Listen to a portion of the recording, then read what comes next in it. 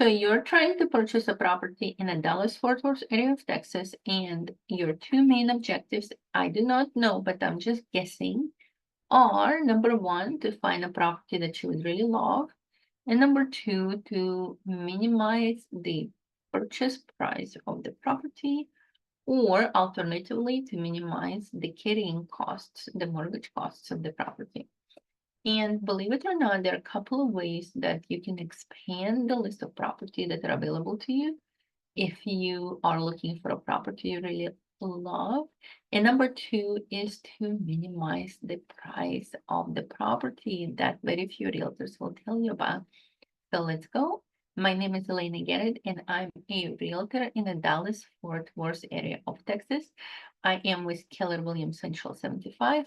And if you currently have a realtor, if you have an agreement signed with your realtor, you and I may not be able to work together, but nevertheless, continue to listen to this information in case you pick up on some important hints. So, because I am an investor first and a realtor second, I always look for adding more off-market properties to the list of property that I am looking at. So when you're looking to purchase a property, depending on the time of the year, you may have an abundance of properties. So for example, during summer, a lot of sellers put their properties for sale because it is the in-season type of a thing to do. But if you're buying things off-season, you might be looking at a limited supply of properties because many sellers are looking to sell the property this year, but they're waiting until a couple of months from now to put the property on the market. Nevertheless, the property is ready to go. You just cannot see it in Zillow or on realtor.com. So how do you potentially discover sellers who are interested in selling their properties, but their property is not yet on Zillow? So you can beat other buyers to the property. Very simple. In 2024, many sellers tried to sell their property, but because it was an election year, they decided to pull the property off the market because they didn't think it was a good environment for selling. And what they did, they said, okay, I'm going to wait until the summer of 2025 to put the property back on the market, which means that those sellers are interested in selling it this year. They're just not yet sure if it is the right time to sell. So that means that you could utilize that information to find sellers who tried to sell in 2024, didn't sell in 2024, and therefore are most likely going to be open to your offer in case you like their property. How do we find those sellers? Give me just 1 second. Let me share my screen so you could see how I find those sellers and how you could too. Okay, let me go ahead and kill my video so you guys have a better view. Okay, what I have right now is the MLS, the multiple listing service for Dallas-Fort Worth area opened, and the property that you currently see are the property that expired or canceled during 2024. There are quite a few properties now. There are even more properties than that. I only included 180 days. I only looked 180 days back instead of 360 days back. So if they expired in the beginning of 2024, they would not even be in the list. But unfortunately, this program will not allow me to show more than 5,000 properties at the same time. So I had to put some filters in order for you to even be able to see the displayed information. Nevertheless, let's take a look at how this information is presented. So obviously we can search by location. So if I wanted to, for example, just look in the Viridian area, or if I wanted to look at the Colleyville area, I could zoom in and zoom in and zoom in and find all the properties that did not sell in 2024.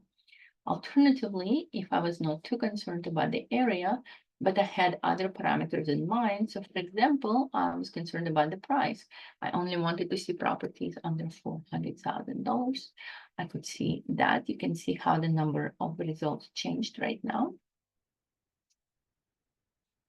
And then let's just say that I wanted to be under $400,000 and I wanted to make it four bedrooms. I'm so sorry, 4 bedrooms. etc., etc. So we could continue to play with those parameters. Also, if we wanted to, we could look at the acreage. So for example, something with 0.5 acres plus, that could be an additional parameter that we could implement or build after 2000 and let's just say 9. We could implement that parameter if you wanted to find properties of certain age. And also if you wanted to find properties with no HOA or maybe with a pool on property. Long story short, there are quite a few parameters that we could play with, just 1 story or 2 stories or whatever. Quite a few parameters that we could play with to narrow down the type of a building that you're looking for. Also, additional parameters could be to look for waterfront properties. If you have a specific school, let's just say you have Plano ISD or Frisco ISD or any other ISD in mind, we could put a school district into the, or even specific middle school or primary school or junior high school name in here. We could look for property that, let's just say, come with a gazebo or come with a mobile home or come with an outdoor kitchen. RV and boat storage, additional garages, secondary residence if you have a mother-in-law or if you have a family member who wants to stay nearby, or a workshop with electrical, etc., etc. We could look at whether or not those people were able to negotiate a rent to own or an assumable mortgage. So you could assume they are low interest rate. This way you could potentially find properties with interest rate being 2%, 3%, 4%, and you could assume that low interest rate that those sellers had when they initially purchased the property.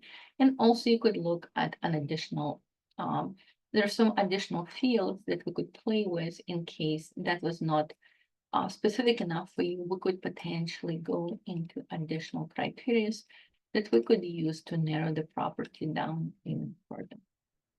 So that is the list of properties. Now, what you're going to receive if you and I work together. Now, if you have a realtor already, then unfortunately, if you signed a buyer representation agreement with that realtor, I will not be able to help you unless your realtor wants to reach out to me and we could work together somehow. But without your realtor's permission, I cannot be in touch with you. But in case you do not have a realtor yet, and you just want to see what kind of properties, off-market properties, are available to you within the area that you're looking for, feel free to contact me. Let me know what specifically you're looking for, and I will be able to help you to find additional properties that are not currently listed in Zillow or in MLS. So that answers your first question. How do we find additional properties that are not currently available to you through traditional search methods?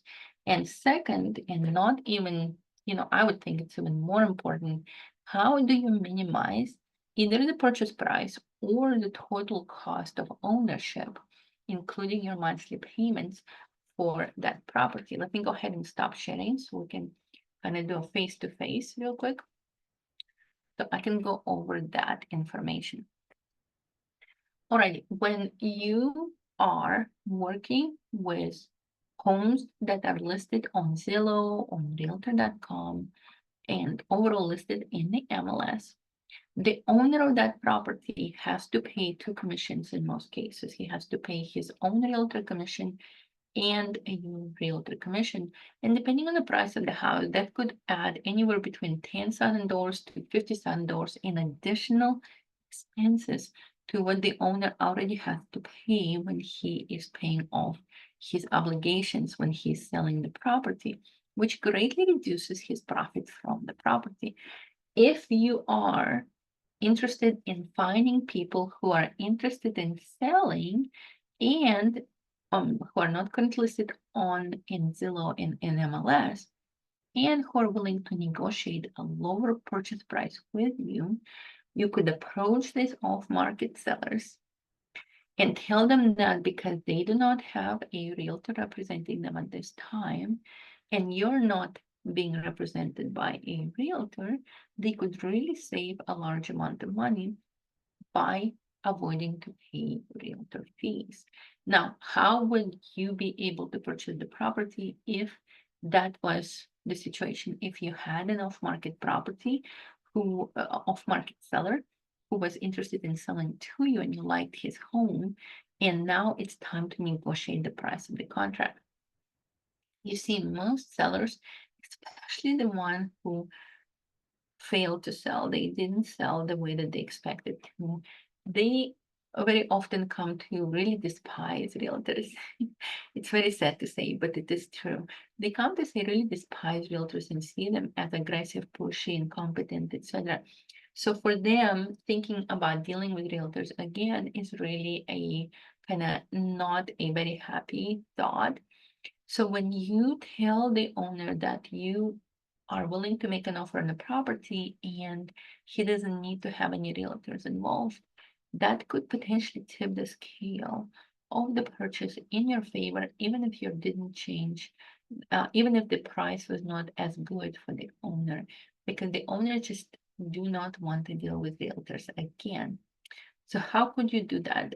Obviously, I strictly do not recommend trying to negotiate your own purchase contract or write your own contract without an assistance of a realtor.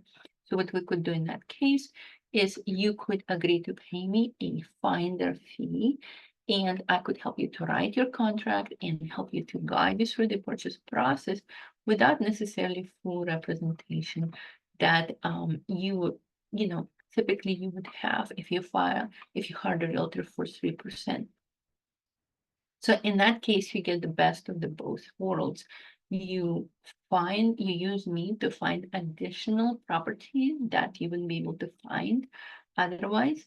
If you have enough of initiative, you could find out which one of those sellers are interested in selling to you and negotiate the price, and then just utilize me to write the contract and to guide you through the process and also guard you from making big mistakes in terms of how clean the title is. You don't know those problems yet, but sometimes not all sellers are very honest sellers, and sometimes they misrepresent the property. They misrepresent their ability to actually sell the property. They misrepresent the type of financial obligation that they have. So once you negotiate the purchase price of the property, I could then help you to guide you through the process and avoid getting involved in a really unfavorable situation for a smaller fee than I would otherwise charge if I had full representation and if I was guiding you from A to Z and helping you with absolutely everything. So I hope that is helpful. If you are starting to look for a home to buy, but you have not yet made or signed a buyer representation agreement with any realtor, feel free to reach out to me. Feel free to let me know what you're looking for. I can send you this database. I can send you this information without you having any kind of, having any kind of an agreement with me or any kind of sign agreement with me. So this way you could utilize the data if you wanted to on your own and only contact me if you really determine that specific property is really interesting to you or you would like to proceed with making an offer and you needed help with the contract, the estimating the value of the property, how to make an offer, how to negotiate repairs. All of this, all of these details could come after you already use the list and determine which properties you need. At that time, we could discuss representation, or if you needed my help with showing the properties or negotiating with the sellers, we could discuss the level of representation that you need.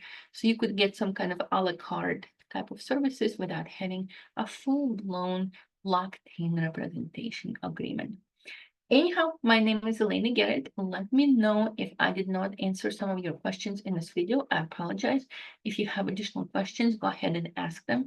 I absolutely answer all of the questions asked. My phone number is in the description below.